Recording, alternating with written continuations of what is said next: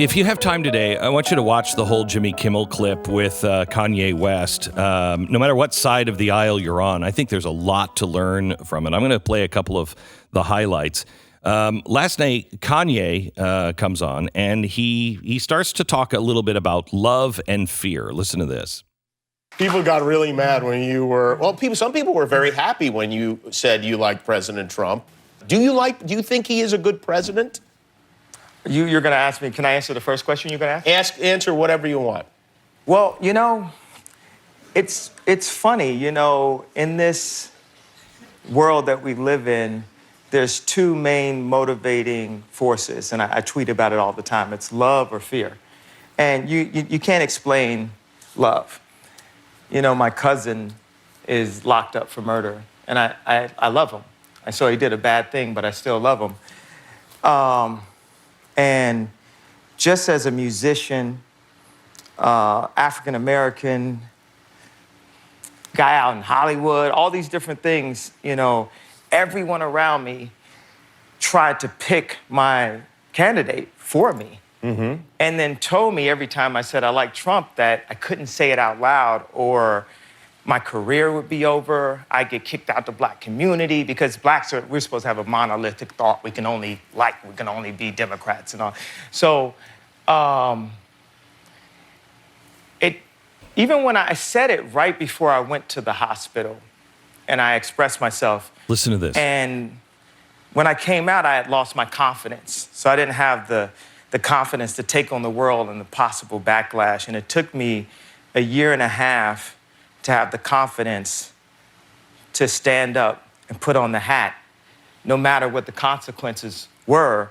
And what it represented to me is not about policies, and because I'm not a politician like that, but it represented overcoming fear and doing what you felt, no matter what anyone said, and saying, you can't bully me.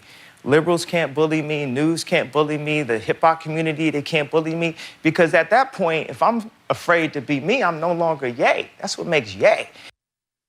You hear that? That is the most powerful statement on so many levels. Let me just start here. Here's what the left doesn't understand. They are currently putting people through college, and they are indoctrinating. And if you disagree, you're shouted down.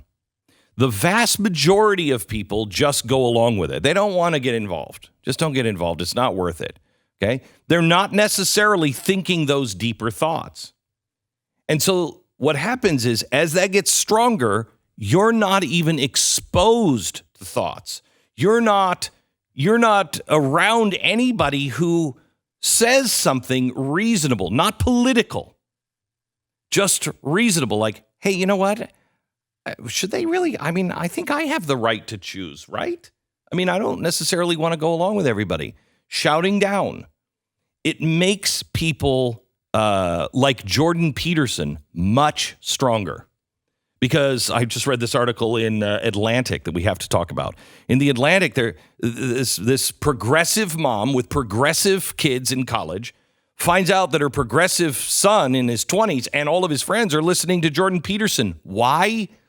Because they've never heard this kind of thought before, and they've never heard two people get together and discuss these things without screaming at each other and saying, you're a racist, you're a hater, I got to shut you down, you're the enemy.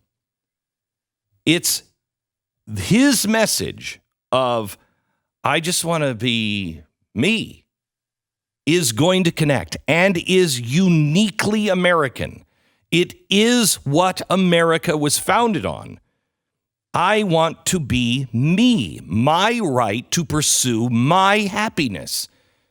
The world is moving towards collectivism, and it's a very strong pull. But in America, there is something that I think it's into our fiber now. I think it's in our DNA. I hope it is.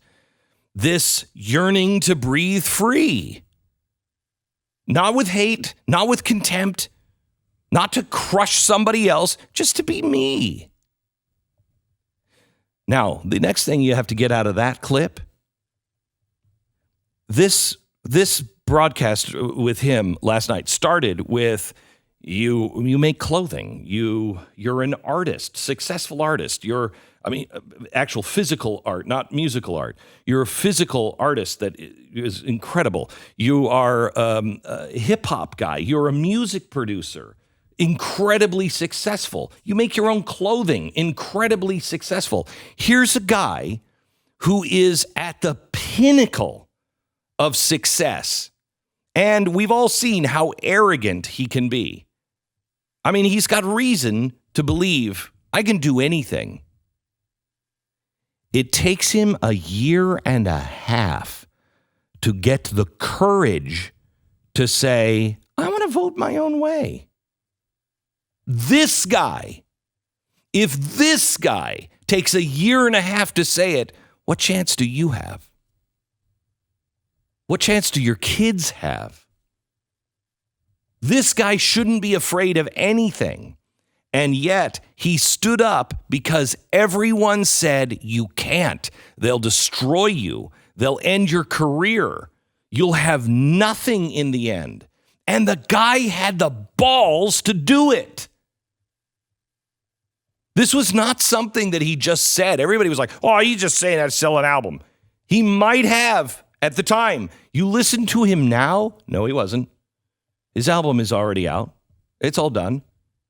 He's making a much deeper point here, and that is get away from fear.